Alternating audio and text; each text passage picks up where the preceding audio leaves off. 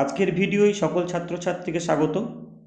আজকে আমি আলোচনা করব প্রথম পর্যায়ক্রমিক মূল্যায়ন 2025 সালের পঞ্চম শ্রেণীর আমাদের পরিবেশ প্রশ্নপত্র নিয়ে। আজকের আলোচনাতে তোমাদের প্রথমেই যেটা জানিয়ে রাখি সেটা হচ্ছে এবছর থেকে প্রশ্নের নাম্বার বিভাজনের কিছু পরিবর্তন এসছে। এবার থেকে তোমরা 10-এর বদলে 20 নম্বরে পরীক্ষা দেবে এবং এর জন্য তোমাদের সময় থাকবে 40 মিনিট। তো প্রথমেই তোমাদের যে দুটো চ্যাপ্টার থেকে পরীক্ষা দিতে হবে সেটা হচ্ছে মানবদেহ 1 থেকে 18 পেজ এবং ভৌত পরিবেশ মাটি জল ও জীববৈচিত্র্য 19 থেকে 61 পেজ। আজকের মূল ভিডিও শুরু করার পূর্বে তোমাদের বলে রাখি, তোমরা যদি পিএস গুরুকুল চ্যানেলটা সাবস্ক্রাইব করে না থাকো তাহলে সাবস্ক্রাইব করে দেবে এবং পাশে থাকা বেল আইকনটা টিপে দিয়ে নোটিফিকেশান অল করে দেবে। তাহলে কোনো ভিডিও দিলেই তার নোটিফিকেশান তোমাদের কাছে চলে যাবে। আর একটা শেয়ার করে দেবে যাতে তোমার বন্ধুরাও এই ভিডিও দেখার সুযোগ পায়। তাহলে চলো শুরু করা যাক আজকের মূল ভিডিও। আজকে আমরা আলোচনা করব প্রথম পর্যায়ক্রমিক মূল্যায়ন পঞ্চম শ্রেণীর আমাদের পরিবেশ বিষয় নিয়ে। এটি হচ্ছে নমুনা প্রশ্ন এবং সেট 1। তোমাদের পরীক্ষা পূর্ণমান হচ্ছে 20 এবং এর জন্য তোমাদের সময় বরাদ্দ থাকবে 40 মিনিট।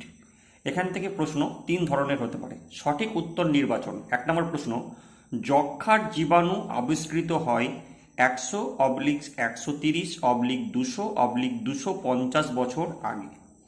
পরবর্তী প্রশ্ন, মেরুদণ্ডের অস্থির নাম হল আলনা ফিমার ভার্টিব্রা।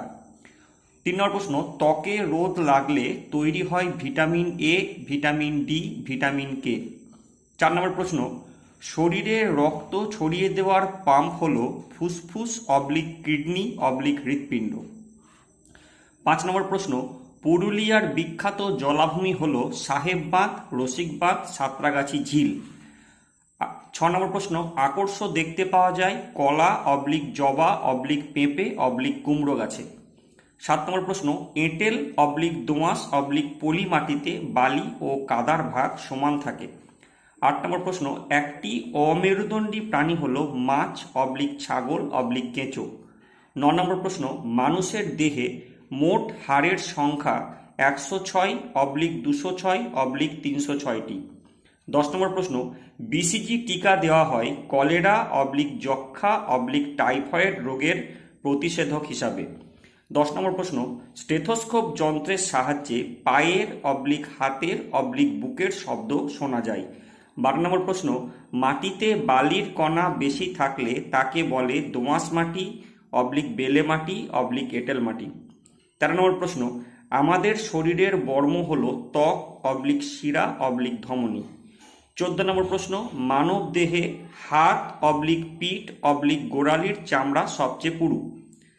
15 নম্বর প্রশ্ন, নখের নিচে রক্ত থাকায় এর রং গোলাপি/নীলচে/সাদা হয়। শূন্যস্থান পূরণ করো। প্রথম প্রশ্ন, ড্যাশ রশ্মির ত্বকের ক্যান্সার ঘটায়।